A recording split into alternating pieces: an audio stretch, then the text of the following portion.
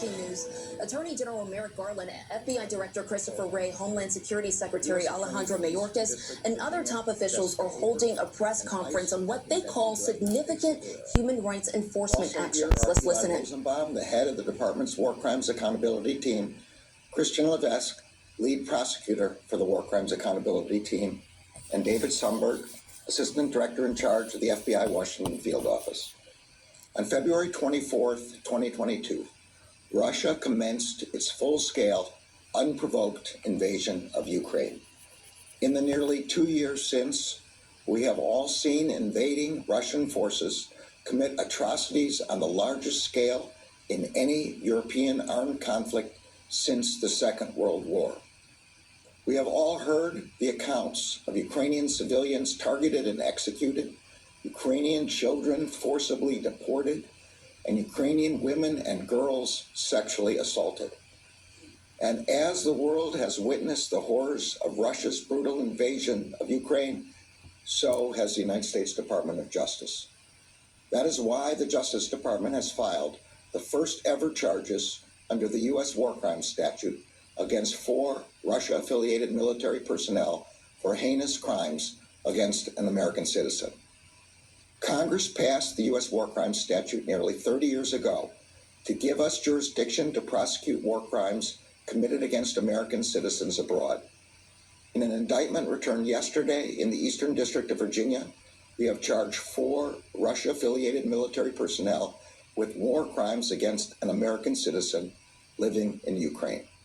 The charges include conspiracy to commit war crimes, including war crimes outlawed by the international community after World War II, unlawful confinement, torture, and inhuman treatment. Like all defendants in the U.S. criminal justice system, the defendants in this case are entitled to due process of law and are presumed innocent until proven guilty. We allege that in April of 2022, 2 commanding officers of Russia-affiliated forces, Suren Suranovich Mukurchian and Dmitry Budnik, as well as 2 lower-ranking soldiers whose first names are Valery and Nazar, committed war crimes against an American citizen who had been living in Russia since 2021. The victim was living in Milorabai, a small village in southern Ukraine, and was not participating in the armed conflict between Russia and Ukraine. As such, the victim was what is known as a protected person under international law. After Russian forces invaded Milorabai, the victim was abducted from his home by 3 of the defendants, Mukurchian, who was one of the commanding officers, and Valery and Nazar, the lower-ranking soldiers, and their co-conspirators. During the abduction, we allege that those defendants threw the victim to the ground while he was naked, tied his hands behind his back, pointed a gun at his head, and beat him with their feet, their fists, and the stocks of their guns. We allege that they forced him into a building that Russia-affiliated forces were using as a jail and into a closet that they were using as a jail cell. We allege that as they interrogated him, they tortured him. They beat him again with a gun. They punched him in his chest and stomach. They threatened to shoot him. They stripped off his clothes and took pictures. One of their conspirators threatened to sexually assault him. And during the interrogation, when the victim's answers did not satisfy the defendants, we allege that Budnik, who was also a commanding officer, threatened the victim with death and asked for his last words. We allege that Nazar and other conspirators then took the victim outside. There, they forced him to the ground, put a gun to the back of his head. The victim believed he was about to be killed. They moved the gun just before pulling the trigger, and the bullet went just past his head. After the mock execution, the victim was beaten and interrogated again. At one point, he was told through an interpreter that he was, quote, going to sleep. And he was told by Mukurchian, quote, good night, leading the victim to believe again that he was about to be killed. During his 10 days detained by Russia-affiliated forces, the victim in this case was tortured, threatened with sexual assault and execution, forced to perform manual labor, and beaten in the head, chest, and stomach with the soldiers' feet, their fists, and their guns. Again and again, he believed he was going to die. These these charges against 4 Russia-affiliated military personnel are the Justice Department's first criminal charges under the U.S. War Crimes Statute. They are also an important step toward accountability for the Russian regime's illegal war in Ukraine. Our work is far from done. I want to recognize the criminal divisions. All right, shalom, shalom. I want to start off by giving all honor and glory to Yahweh, Bahashem, Yahawashi, Bahashem, Bekakwadash, Yum. Double honors to my apostles and elders at Great Millstone. Shalom to the elect, the ones out there who are doing this work diligently and chiefly keeping the faith, making your calling and your election sure. All right, what you've seen in this video was the start of U.S. and Russia actually, bumping heads, one-on-one. Now, the United States have been helping these nations, behind the scenes, giving them aid and things like that. But this right here, this came out around 21 hours ago. This lets us know that, America is really about to get into this war with the bear. Okay. Now, I got over here in this article from the Office of Public Affairs, the U.S. Department of Justice, right? Now, down here, the charges are, let me see here. Let me see if I can get it. I was reading it down here. It says the defendants are charged with 3 war crimes: unlawful confinement, torture, and inhuman treatment, and 1 count of conspiracy to commit war crimes. If convicted, these defendants each face a maximum penalty of life in prison. All right, so this is what they're charging the 4 Russian soldiers with. This is what the United States are charging the 4 Russian soldiers with,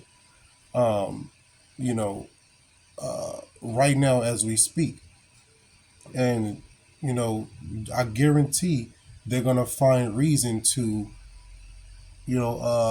make this go forth. This is a war that's between, Ukraine and Russia right now, right?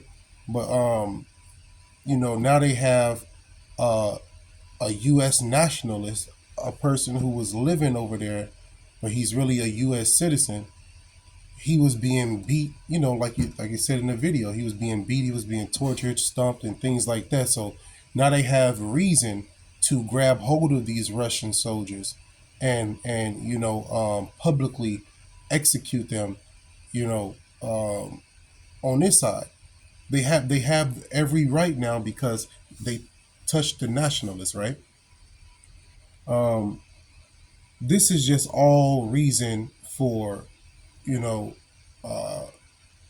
Lord to bring forth judgment to these people. Because if we read those charges again, these charges are similar to what they have done unto us, right? Unlawful confinement. When we brought over here on slave ships, stacked like sardines, and these people are so hypocritical, right? These 4 Russian soldiers, they have to spend the rest of their life in prison for unlawful confinement, for torture, and for inhuman treatment. Every last one of these Edomites supposed to be in prison or supposed to be, kept away from society because they're all bloody. They're all bloody, man. But it shows the hypocrisy of these people, and that's why this Lord is going. That's why their Lord is going to fall out of power, which is money, oil, right? Power. That's all going to fall out of power, and the Lord is going to be set up one who is profitable, which is Yahawashi, under Yahweh. So they're getting their hands mixed in with the Russian and the Ukraine conflict so they can go to war. Like he said in the video, this is the first ever, lawsuit or first ever charge against any nation under the War Crimes Act, And so it shows you And you know, the War Crimes Act have been established for a while. So it shows you that the Lord is, you know, turning things up, man. Before you know it, it's about to be Russia versus America. Okay? It's going to be Russia versus America. And then something else in this article, too, as well, got my attention. Let me see.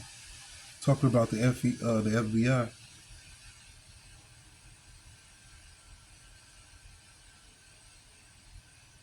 They say, let me see.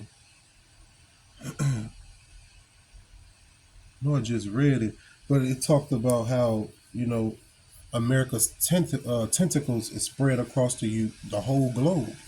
You know, let me see here.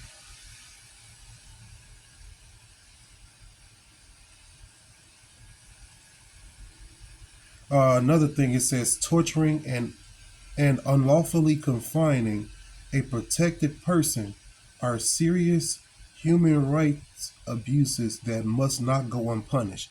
Let's correlate that with the spirit, right? Those who lead into captivity shall go into captivity, must go into captivity, right? He that killeth with the sword must be killed with the sword. That's Revelation chapter 13 and verse 9. Start at verse 9, read to verse 10, right? I believe. Forgive me if I'm, misquoting. So they gotta go into captivity. They can't go unpunished.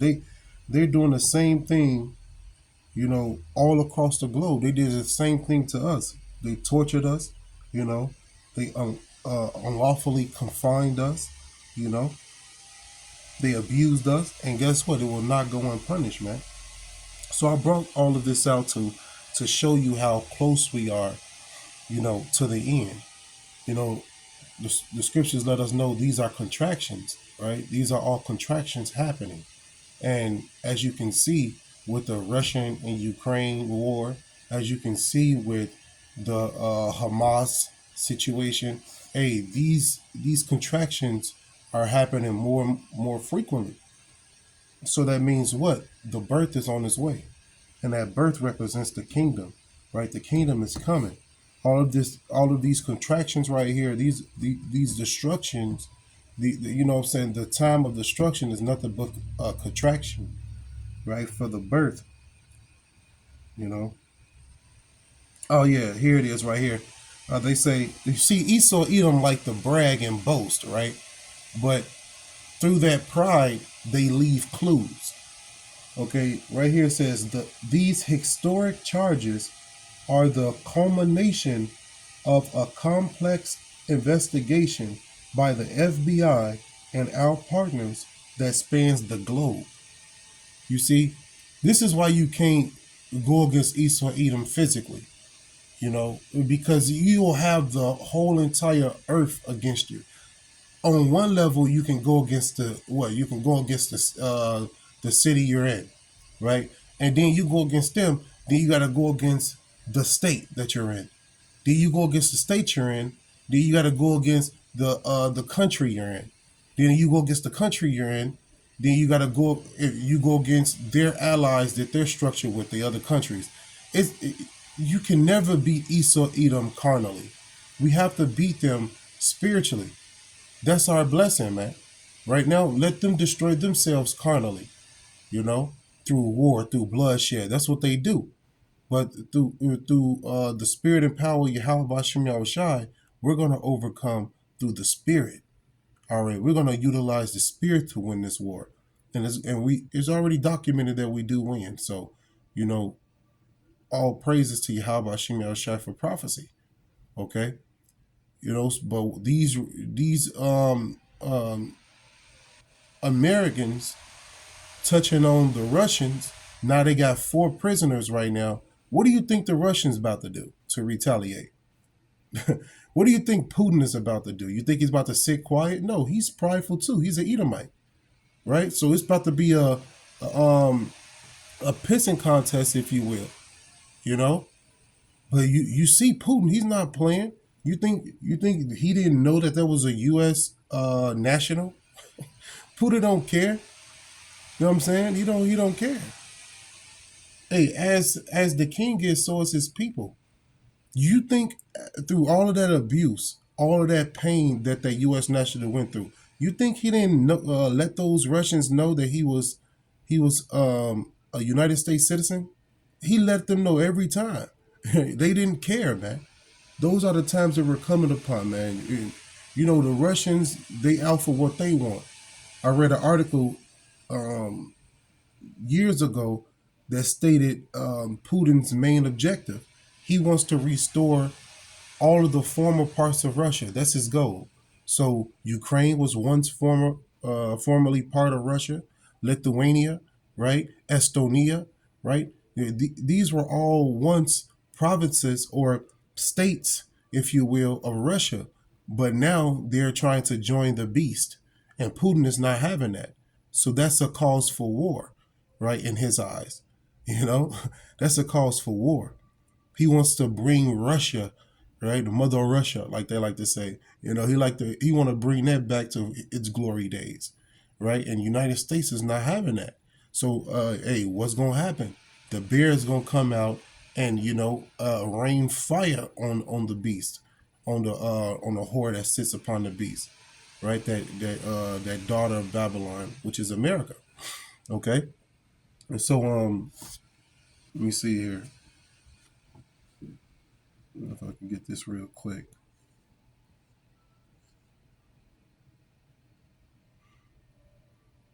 Just a quick precept, and then I'm gonna wrap it up real quick. This is Isaiah 34. I'm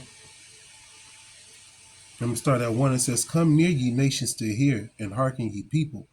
Let the earth hear, and all that is therein, the world, and all things that come forth of it." Verse 2, "For the indignation of the Lord is upon all nations, and his fury upon all their armies. He hath utterly destroyed them, he hath delivered them to the slaughter." You see, it's going into that third world war, that battle over in the land of decision, the valley of Jehoshaphat, Yahweh Shaphat, right? He's going to gather all these nations to fight against each other, and guess who's going to be fighting?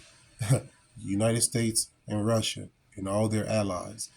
So hey man, stay the course and stay fighting, because these prophecies are popping like popcorn, man.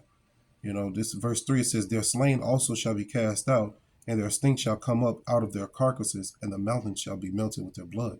You see, it shall be a lot of killing. Verse 4 says, "And all the hosts of heaven shall be dissolved, and the heavens shall be rolled together as a scroll, and all their hosts shall fall down, as the leaf falleth off from the vine, and as a falling fig from a fig tree." You see, so that host goes into their armies, the armies of their rulership. Like United States is ruling, their army is going to fall. Russia is ruling, their army is going to fall. China is ruling, their army is going to fall. You got to understand right now, United States right now is the whore. All these nations out here claiming that they are strong. So now they want to take over. They got the same nuclear capabilities just like America, right? So now they want to claim that they're strong, beating on their chest. So it's a battle to who take over the planet next. And all these countries, these heathens, they are delusional. They think that they have a chance to rule this earth next. But the thing is, no, they rage, right? The thing is, the kingdom of Yahweh Ba'Shem Yahushai is coming next, right? The scripture says, "Why do the heathen rage?" In verse 2, over in Psalms 2, it says, "Why do the heathen rage and the people imagine the vain things?" They set their heart against the Lord and think that they're going to have rule next. They are not. The kingdom that's coming next is the kingdom of heaven, and it's going to last forever. So hopefully this was edifying.